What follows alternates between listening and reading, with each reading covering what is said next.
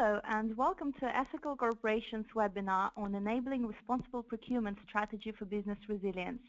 Over the next 45 minutes, we'll be discussing the extent to which three top companies, EcoVadis, Alcatel-Lucent and Amcor, are developing effective strategies and programs to achieve responsible procurement in their global value chains. My name is Alina Yumasheva, and today I will be a moderator of this discussion. So with us today we have three panelists. It's David Clark, who is Vice President Safety, Environment and Sustainability at Amcor, Pierre-Louis Froid, who looks after sustainable purchasing at Alcatel-Lucent, and Pierre-François Sallet, who is co-founder and co-president at EcoVadis. So thank you everyone for joining us. So to give you an understanding of today's structure, there are no slides, it's a pure discussion. The webinar will be focused discussion with the speakers, trying to bring out as much of their expertise and knowledge from their background and the work they've done. Each speaker will be focusing on different areas of management, so we'll be moving from one speaker to another. This means if you have any questions coming up whilst one is presenting, please enter them in a chat box. You would see it on your screens. This is part of the webinar software that you're using. We'll also have polling questions in the webinar, which we'll put to you, the audience, and our speakers will then bring in their perspectives and responses to the questions. Please note, your answers will be strictly confidential, so please do share your views with us. The latter half will involve a Q&A with the audience, where the audience can ask questions directly to the speakers. Again, you can use it in the chat box. You can send your questions in the chat box using the software. Before we begin, I'd like to emphasize that this is interactive discussion. On the right-hand side, you have this chat box.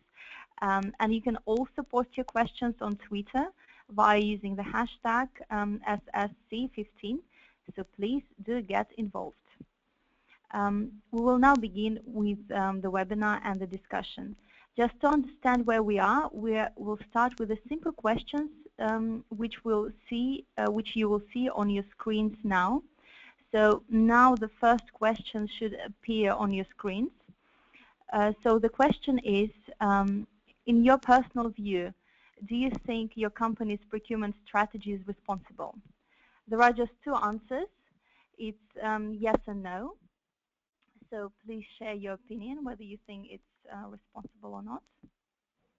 I'm going to give you 5 more seconds. So it's 5, 4, 3, 2, 1. Everyone voted? Okay, done.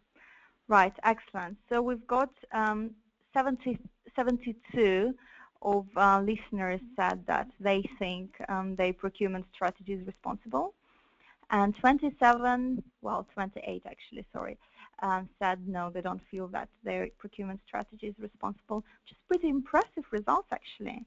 The listeners seem to be quite confident about you know, their own policies and strategies. Well done. So just we're going to move to the second question now. The question would appear on your screens as well.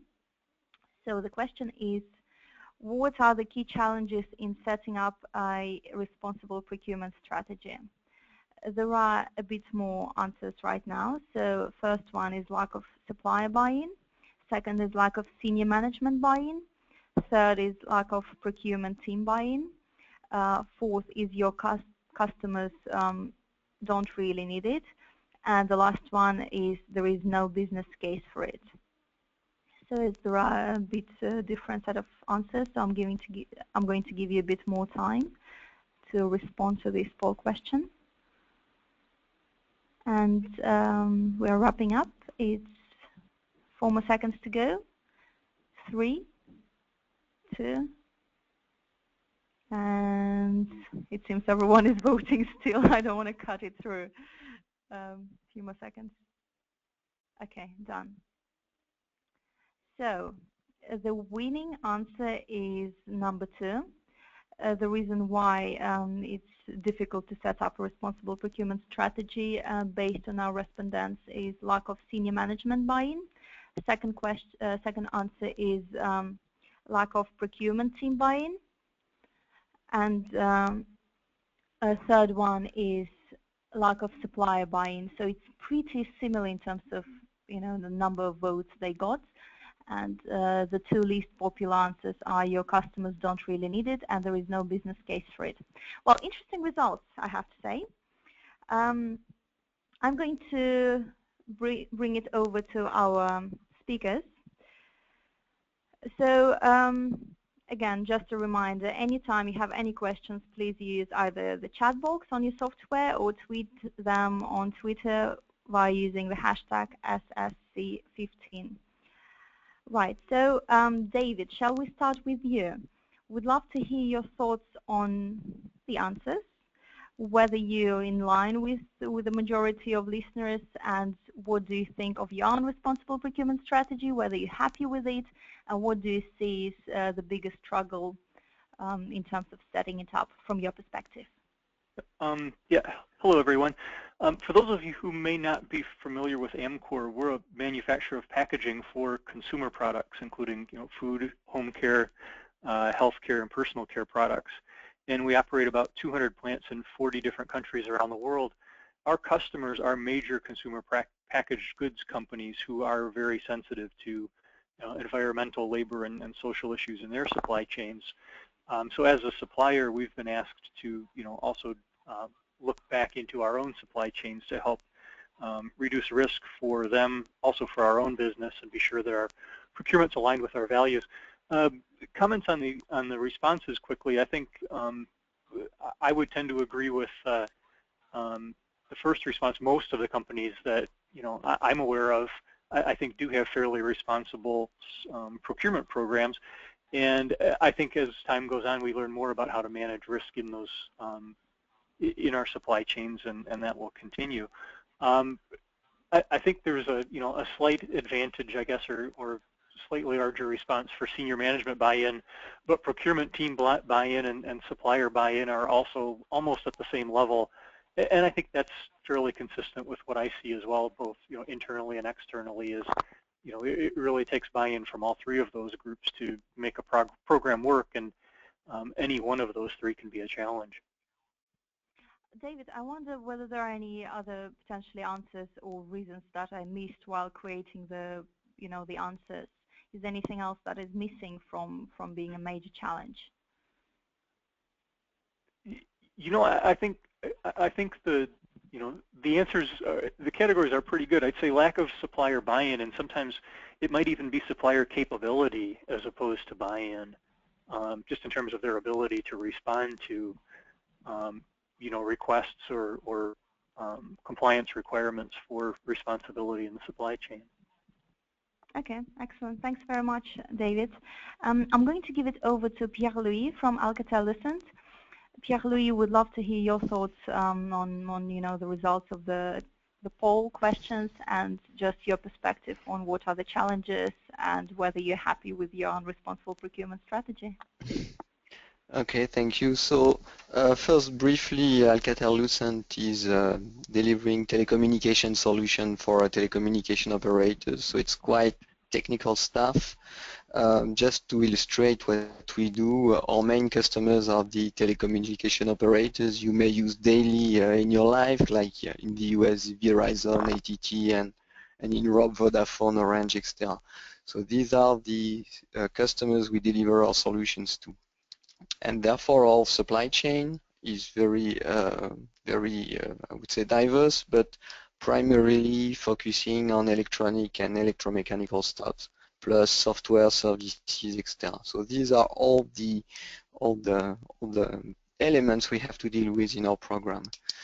And to come back on the survey, so well, for me, there is no surprise in the second response, because if you don't have, I would say, reasons for implementing, you're not going to implement. So that may be why the last two elements are not going to be that much stress. So customers don't need and no business case.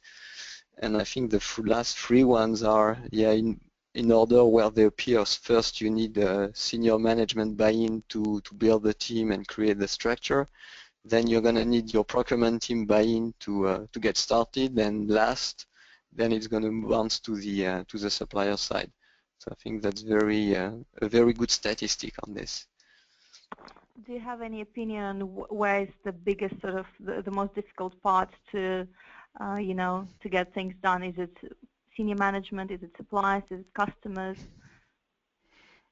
I think it all depends on your company, because, for instance, in our case, we have a lot of things at stake senior management is aware about. So I'm talking about customers' requirements or investors' expectations. So that makes it relatively easy to get senior management on board, and then to get started. And maybe other companies are going to have a different scheme where that step is going to be more critical, because these topics are less visible, or more things which have to be anticipated but which are not here yet, and then the picture is going to be different. Excellent. Thank you very much, Pierre-Louis. I'm going to give it over to Pierre-François. Obviously, Pierre-François, taking from your extensive experience with working with a variety of companies from different industries, how close do you think your clients are to be having a responsible procurement strategy, and what do you think, or do you know, are the biggest challenges for them in setting it up? Okay, good afternoon. Yeah, just a quick intro on EcoVadis for those who don't know us. So we are a much younger company than Amcor and Alcatel-Lucent. We are created 6 years ago to bring a solution to companies deploying sustainable supply chain program.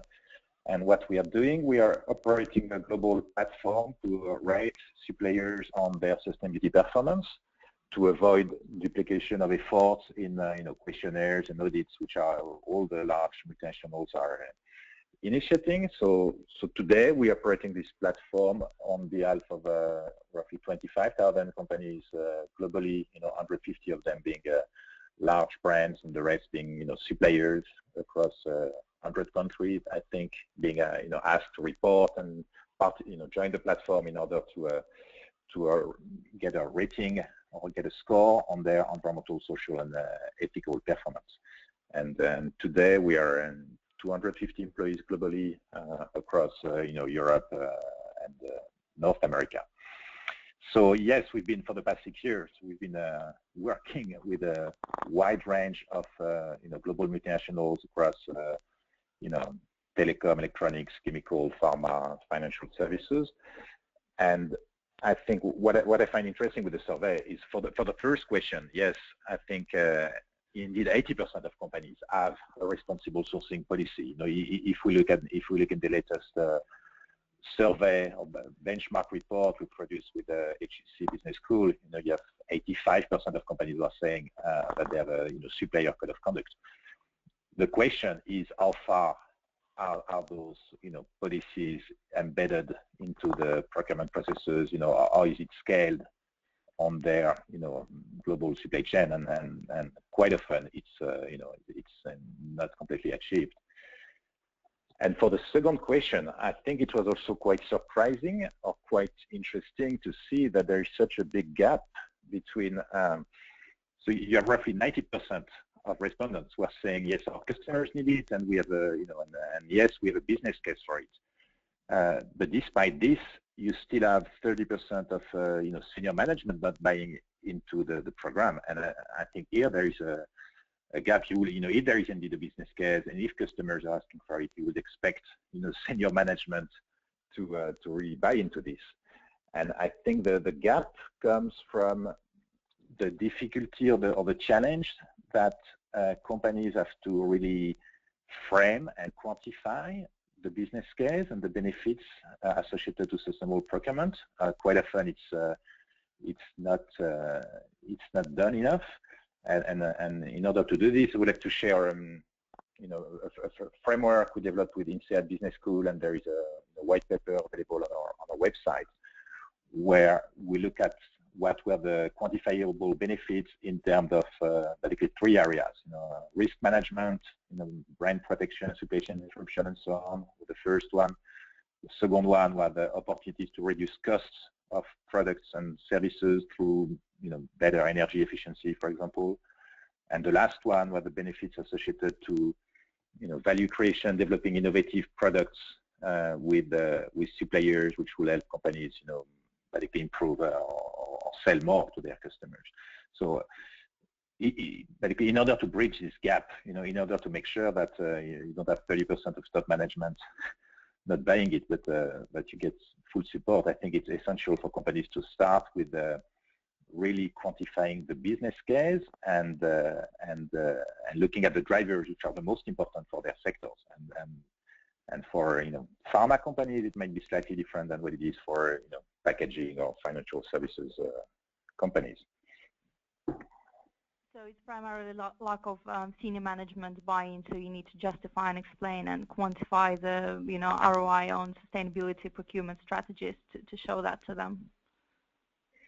Yes, and we've seen we've seen some of our customers like big brands like Nestle, for example. They say we don't need to do that because it's so obvious and so we don't need to quantify, because for us it's how to say, we get the support and we'll get the resources, and it's so important in our sector. But I think for the audience and for some of you which are working in sectors where it's not as entrenched, maybe, I think it's key to look at how can you quantify the various drivers of risk management and cost reduction and value creation in order to have a more quantifiable business case, which will get you the support of the top management and which will make sure the top management gives the right incentives to purchasing teams, for example.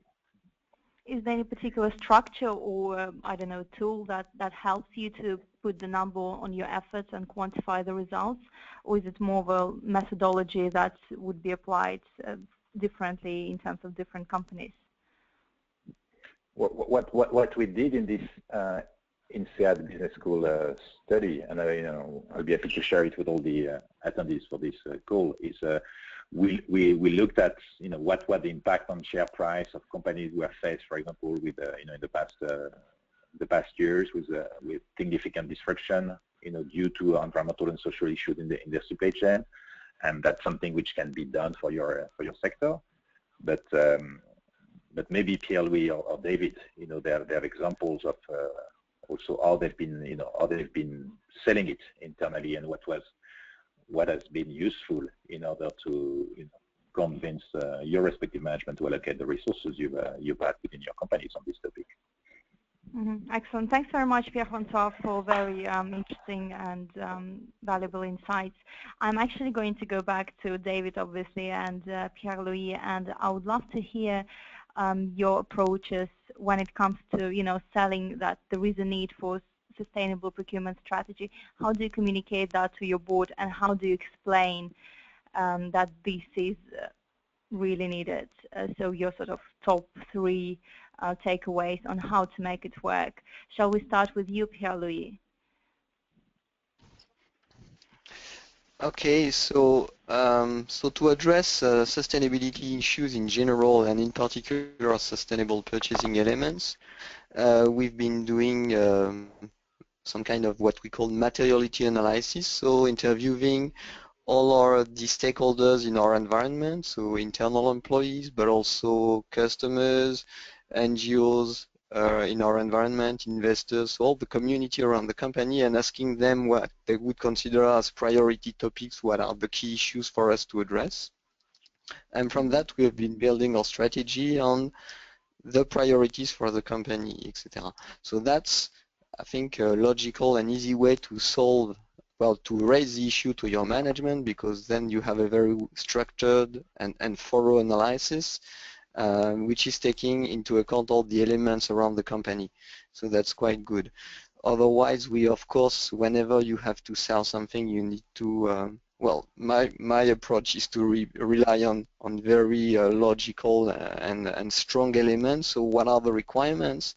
And there are many legal requirements now around sustainable purchasing, more and more, and they may be difficult to collect because they are country related, but if you pile up all together, you end up having a significant number of things to show, at least in our sector. And also there is a key thing which is usually going to make management react, which is of course risk. what is the risk, as pointed by Pierre-François. And whenever you have a first example of a risk you may be able to avoid by taking action, then it should hit your management and lead them to take decisions. Excellent. Thank you very much. David, over to you. So what are your top learnings on when you try to make a business case for responsible procurement strategies to your board members? Well, certainly the business case has to be there. I think in Amcor's case, in addition to that, what we were able to show internally is that for the past at least 5 years, our sites had been responding to our customers' requests for surveys and audits and those types of things. And over time, it's actually helped us become better suppliers. So we were able to take that experience to our procurement group and say, look, this is something we can ask our suppliers to do. We are already doing it ourselves, and this has been our experience. Here's how we've been able to do that, and integrate it into our procurement function. We were a little bit lucky within Amcor in that about the same time we were also doing some reorganization of our procurement functions to put more emphasis on measurement in terms of quality, on-time delivery, price performance, all of those types of things. So adding social and environmental responsibility into a system that was already changing was a little bit easier than it might have been trying to implement a change into a static system.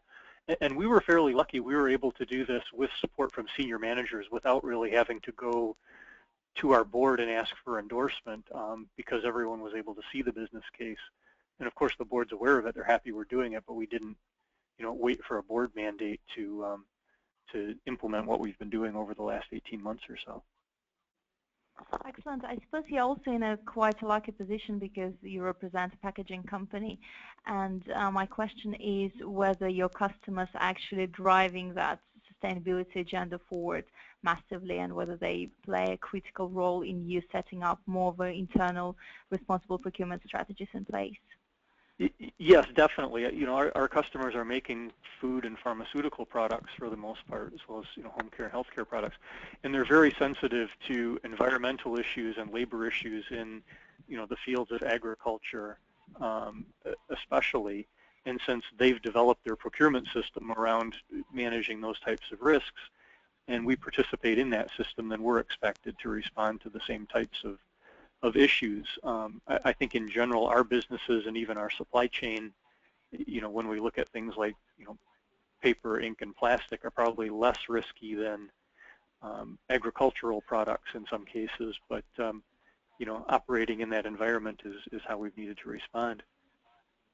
Mm-hmm, mm-hmm. There is a question actually from the audience, which I'm going to throw into conversation now, which I think is very interesting. So Eleni, our listener, is asking, in terms of human rights, do you find the use of international frameworks that aim to provide structure to the creation of responsible supply chains, such as the UNGP's frameworks, are they helpful, are they effective, or you don't think that they're very useful in terms of human rights? David, I'm sorry, I was too. Oh, okay. No, I think the answer is, in our case, they're definitely helpful, and they provide a framework. But at the same time, we've had to go through and develop our own supplier code of conduct and our own set of requirements that are based on those types of standards. But I think we can run into problems if we try to adhere to them too strictly without really understanding our own supply chains and our own businesses. Can you potentially talk through the processes that are used in order, to get there to the stage when you have a solid strategy? Do you benchmark against any particular companies, I don't know, competitors, any industries? How do you, if you just, talk us through the process of setting up the decent strategy in place, so some listeners that potentially are struggling with it would be able to learn from you? Well, I think the biggest advantage that we've had in Amcor is that we've participated in a couple of industry groups. One is called AIM Progress, which is a group of consumer companies who've tried to band together and develop standards for supply chain responsibility. And the idea originally was that they would accept mutually accept each other's audits of suppliers, so that as a supplier we weren't being audited by 15 different customers, and if one audited us, then the others would accept that.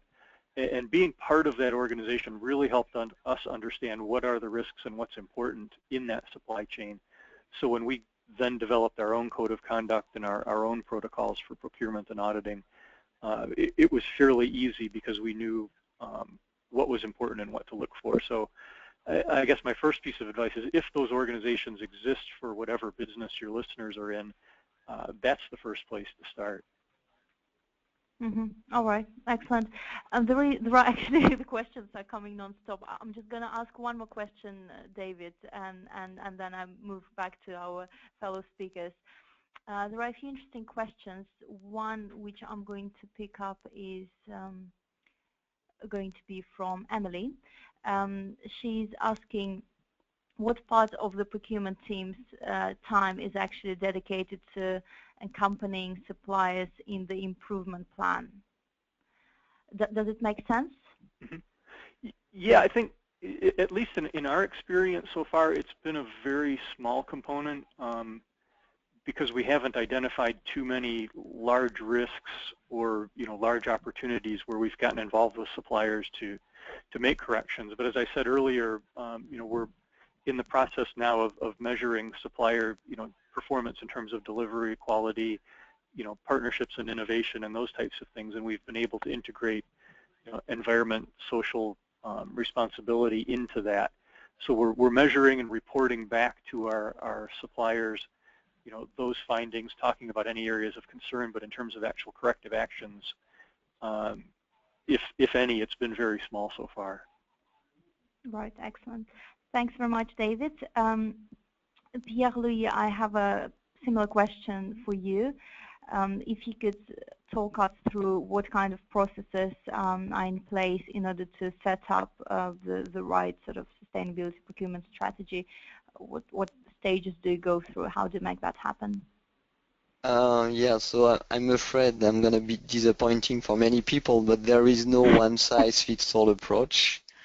In the sense that the strategy you're going to have is going to depend on your key issues on sustainability. So, for example, on our side, so we are a hardware goods manufacturing company with a large supply chain.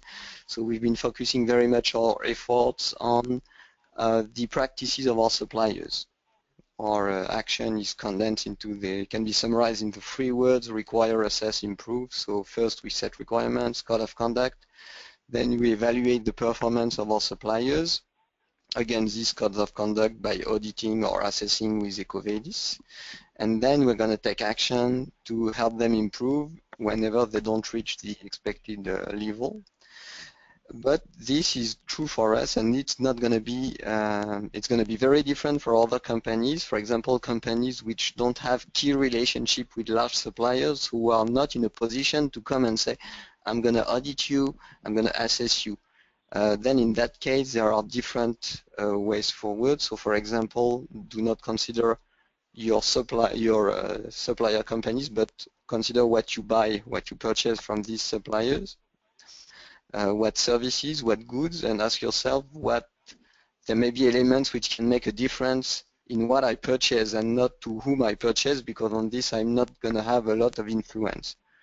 Or another aspect can be that if you have a particular issue in your industry, for example, we have one for us which is conflict minerals. Where do you source metals, in what conditions are they extracted, etc. Then you're going to have to set up a dedicated investigation to do so, which is not going to be, I would say, audit-based, etc. So really, according to your level of influence on your suppliers and what are your key issues, you may have to build very different strategies. All right. Thank you very much. And the question that Emile actually asked earlier via the chat box, she was asking, so how much time is actually your procurement team are dedicating to accompanying suppliers in the improvement plan? So from your sort of experiences, how much time is dedicated for these initiatives?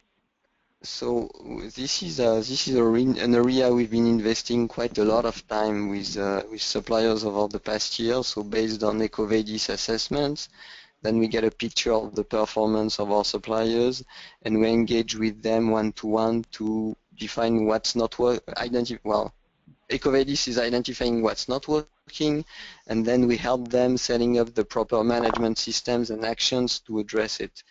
So this has been a significant part of our time, not the whole purchasing community, but our small sustainable purchasing team.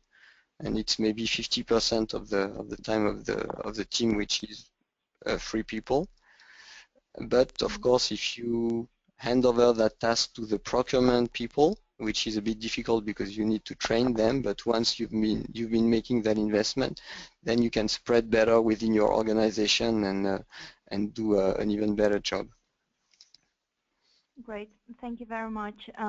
Pierre-Francois, going back to you. I'm going to frame the question slightly differently to you because obviously you represent slightly different business. From your experiences, which industries, first of all, are really advanced in setting up proper sustainable procurement strategies, and what are the steps potentially your clients are taking in order to get there? Okay, so I think the sectors which are historically the more advanced or the most advanced were sectors which were most exposed to consumer requests or and fast-moving consumer goods and packaging and telecom companies or networking companies like AlcatelL-Lucent, or Amcor. They are clearly at the forefront. But what is interesting is, I think in the past 2-3 years, we've seen many other sectors, embarking into those programs, and because they could leverage all the toolkit and the toolbox and the learnings of what was done a couple of years ago by the early adopters, they were, for some of them, being able to catch up very quickly. So I'll take an example in sectors like cement, for example, or chemicals. We have fairly large and successful programs with companies in this space. We've been able to go quite fast because now the toolbox is available. You don't need to reinvent the wheel. You don't need to create from scratch and new code of conduct or tools. So it's easier to implement now than many companies could think. And and the second topic on how can you do it, or what kind of processes should you set up in your companies? I agree with Pierre-Louis. There is no one size fits all, but I think a simple way to look at it is to look at what are the most common procurement processes used by companies today, without talking about the CSR and sustainability, and the main procurement processes are, around supplier pre-qualification, supplier, performance management, the ongoing measurement on an annual basis of suppliers' performance, and around, RFPs and tenders, sourcing processes. And what needs to be done is simply integrating this new dimension of sustainability into those different procurement processes. And yes, we see companies focusing on different topics. So we work with Heineken and BASF, for example. They've put a strong emphasis on this, the supplier pre-qualification, making sure that their tens of thousands of suppliers globally could not be qualified, as vendors unless they meet a minimum threshold of, CSR criteria. On the other hand, we see in sectors like Coca-Cola Enterprise or Vodafone, their focus is on supplier performance management. So for their strategic suppliers on an annual basis, they're measuring CSR and sustainability performance, and this new dimension will count towards 10, 20, 25% of the overall annual performance appraisal. And the last example I will take is in a very different sector, in financial services. You have a lot of focus on RFPs and tenders. Those large financial services companies, they are launching every week major tenders for all sorts of services.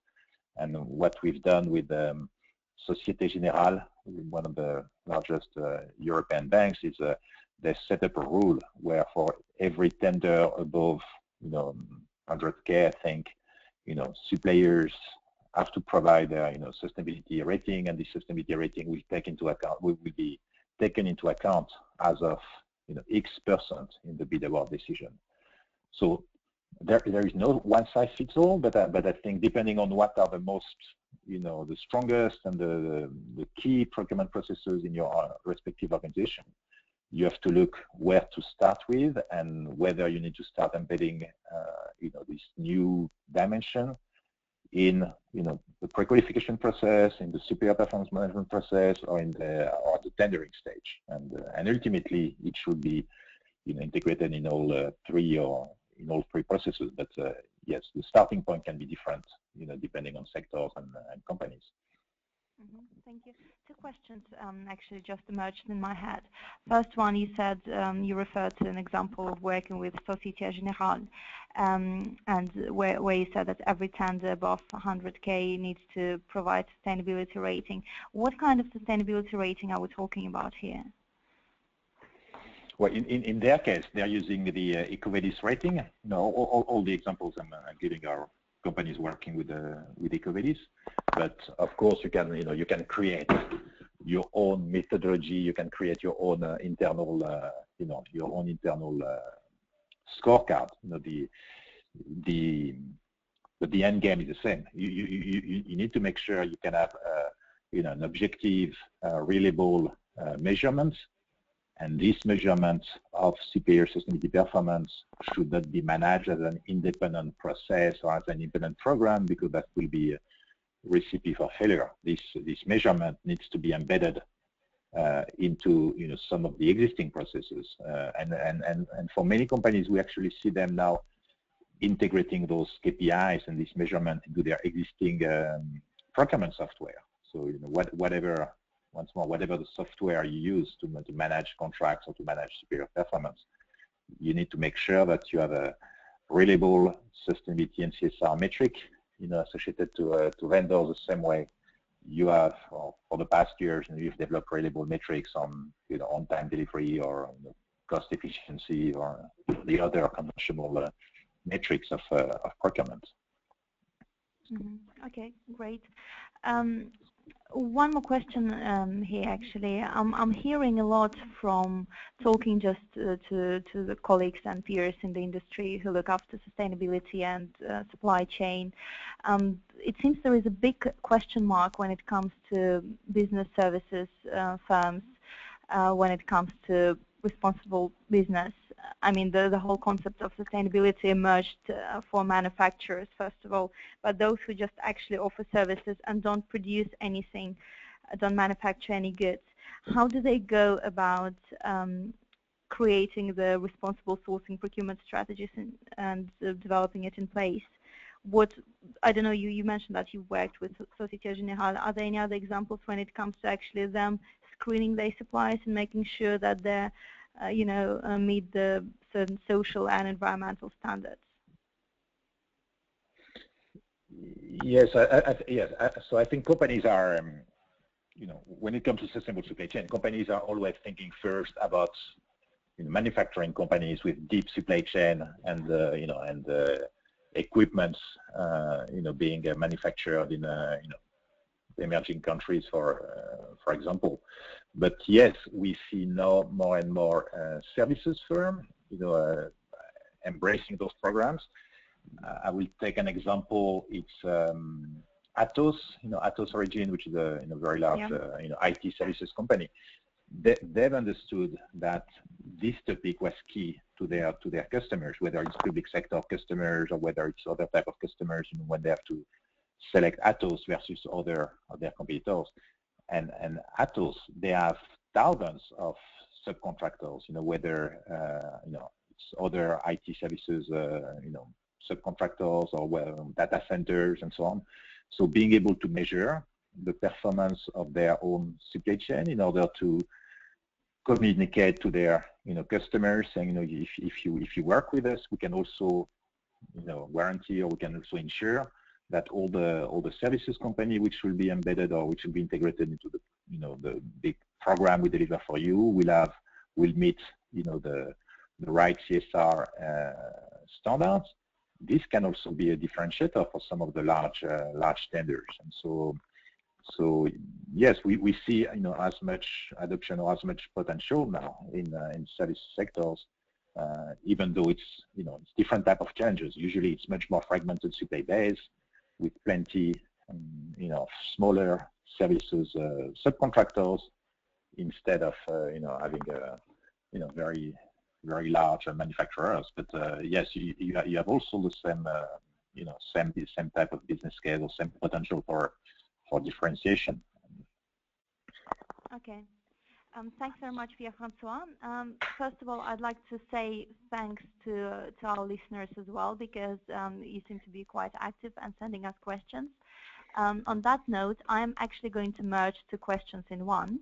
I hope you don't mind, and ask our panelists about the topic. So first question is, how do you go about assessing well, first of all, do you have any small SME-sized suppliers? If that's the case, how do you go ahead in assessing those ones and the big suppliers? How do you differentiate when it comes to the strategy?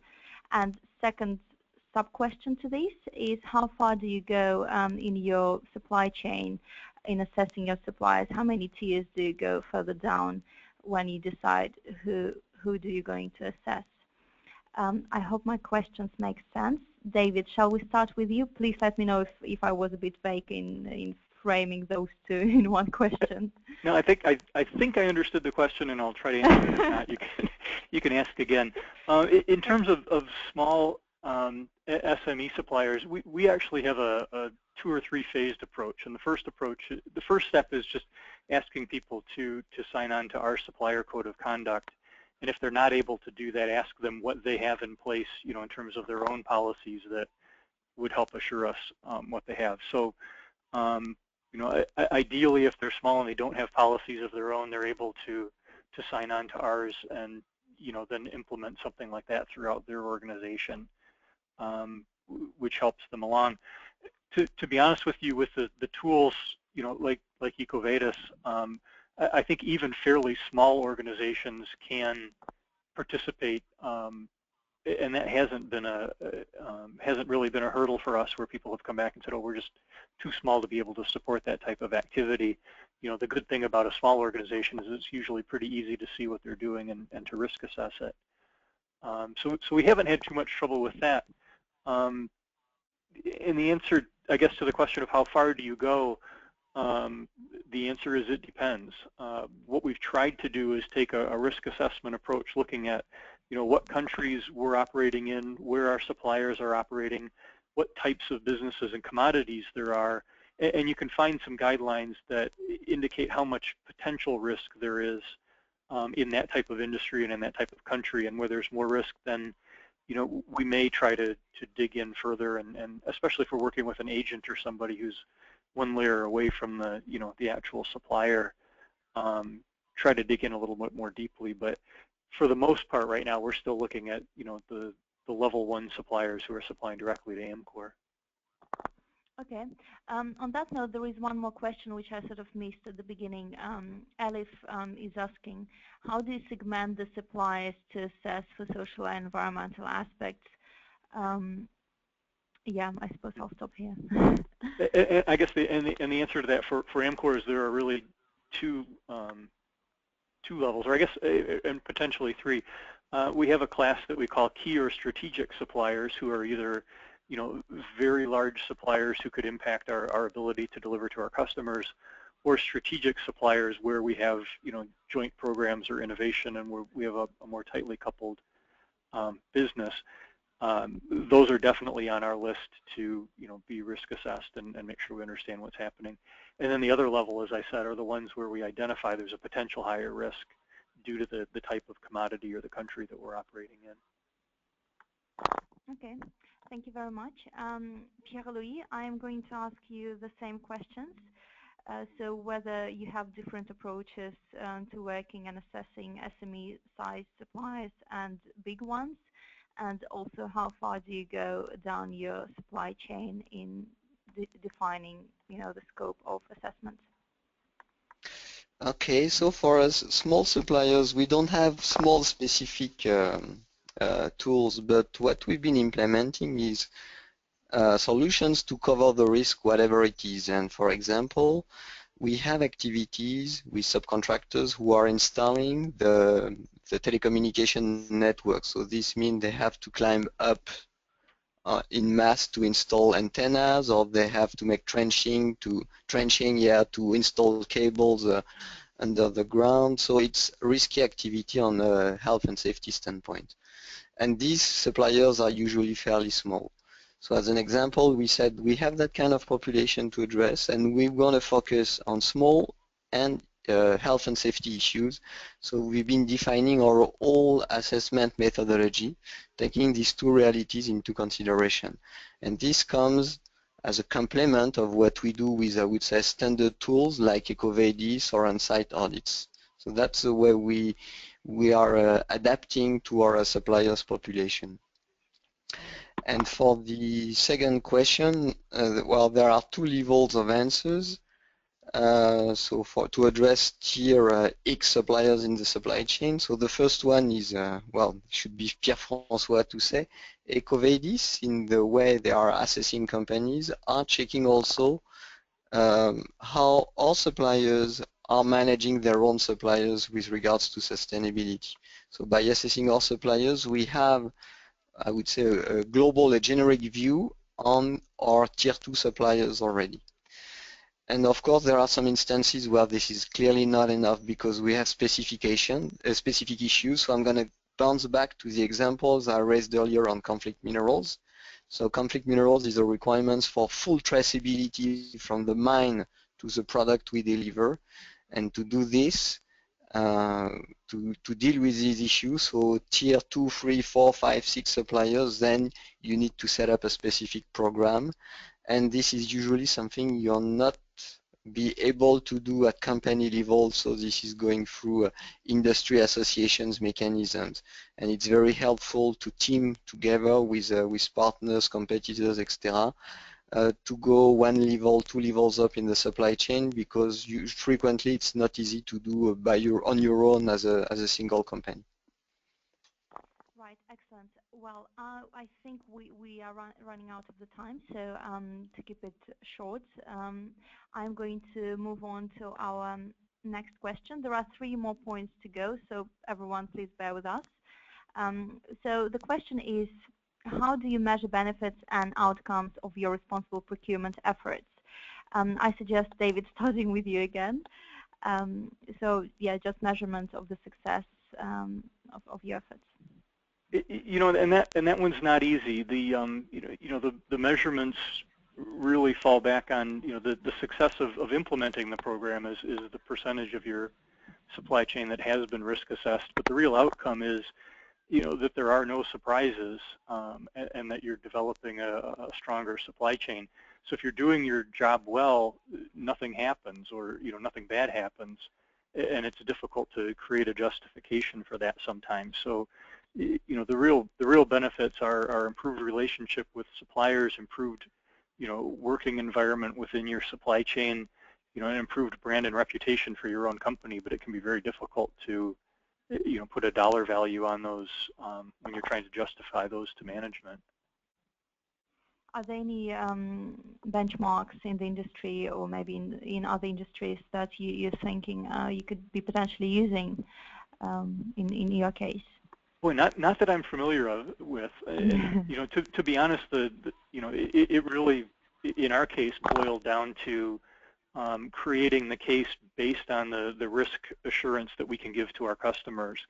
And everyone's familiar with major brands who've been impacted by some environmental or social issue in their supply chains, which has led to loss of reputation or even boycotts of their products or recalls. And for us to be able to assure that that won't happen because of an Amcor product is valuable, but it's difficult to put a dollar value on it.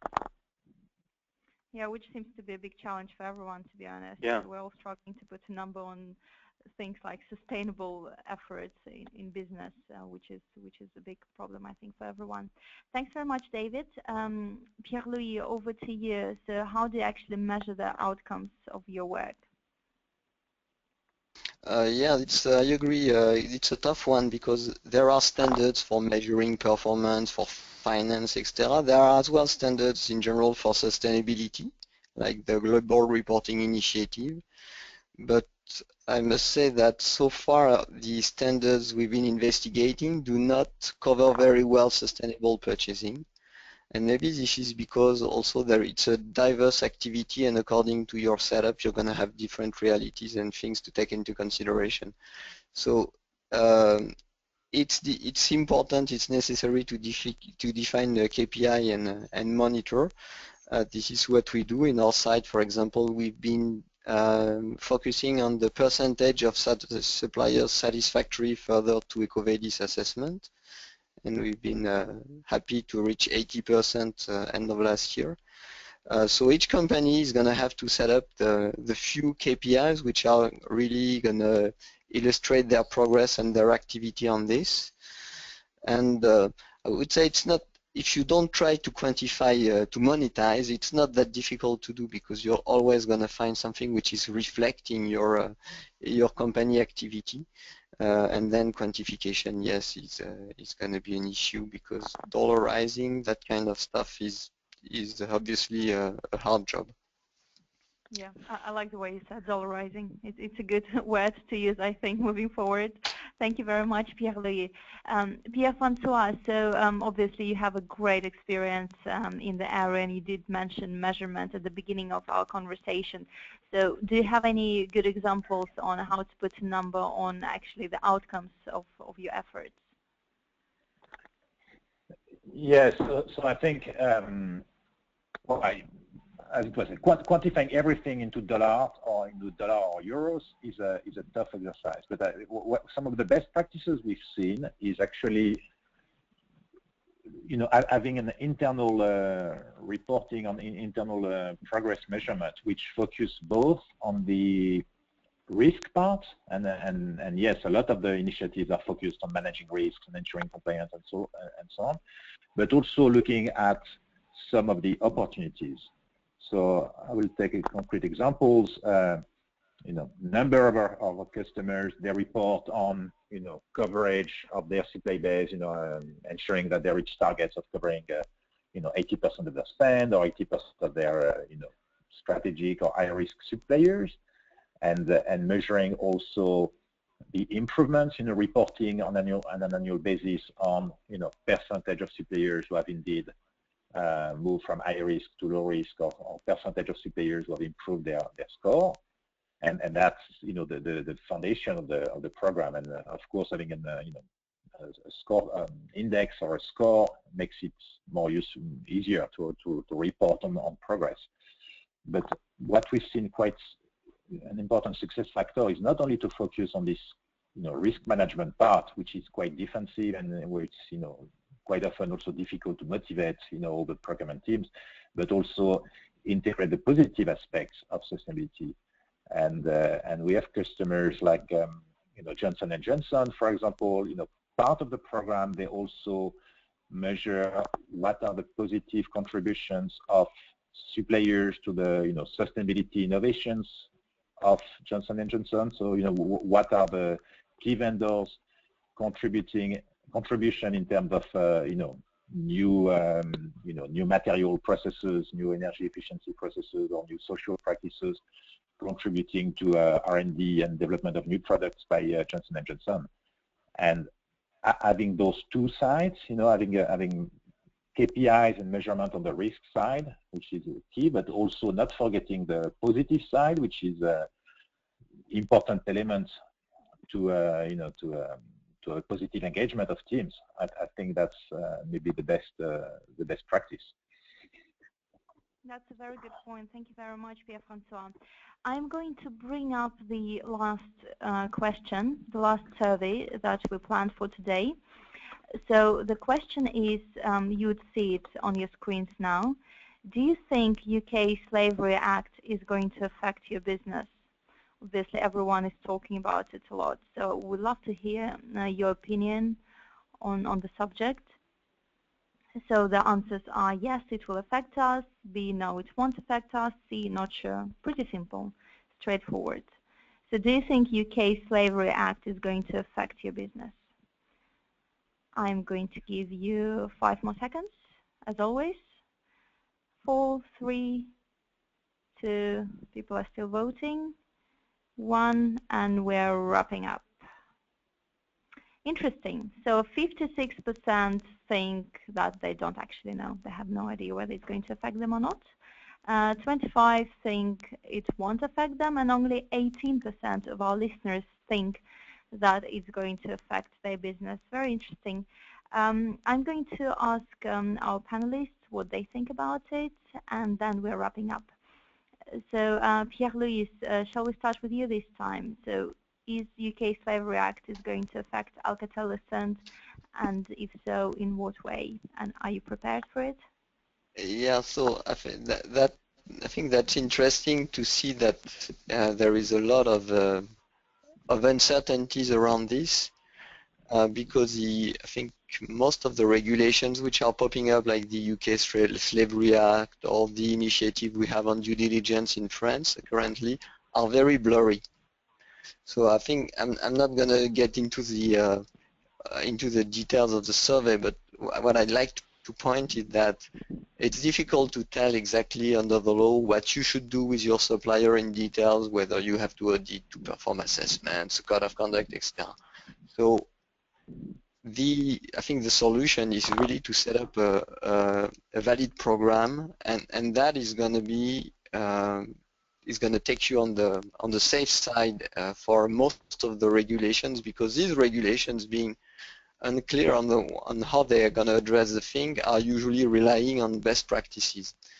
So in a nutshell, I think the regulations which are coming and which are going to come are going to impact some companies and maybe less impact some other ones according to their activity, etc. Overall, it's going to push the whole market to improve, but the key idea is really to know what to do, how to address your risk, and how to leverage your opportunities. And I think if you do this, it's going to be very helpful to address any existing or coming regulation. Thank you very much, Pierre-Louis. David, over to you. You're obviously based in the States, but I would imagine it might affect you as well. Yeah, and I think my answer will be similar to Pierre-Louis. Our interpretation of the UK Slavery Act is that it won't have much effect on our business because we're already, doing quite a bit to assure the integrity of our supply chain, including issues like slavery. But what it does is it increases the level of transparency, because now we actually have to report on what we're doing, which is not too different anyway from similar laws in California that exist already. So I think what it will do is raise the level once people see what types of disclosures are being made and what types of activities are being made. It will raise the level of best practices across the industry. Thank you very much, David. Pierre-François, very briefly, we have 2 more minutes to go.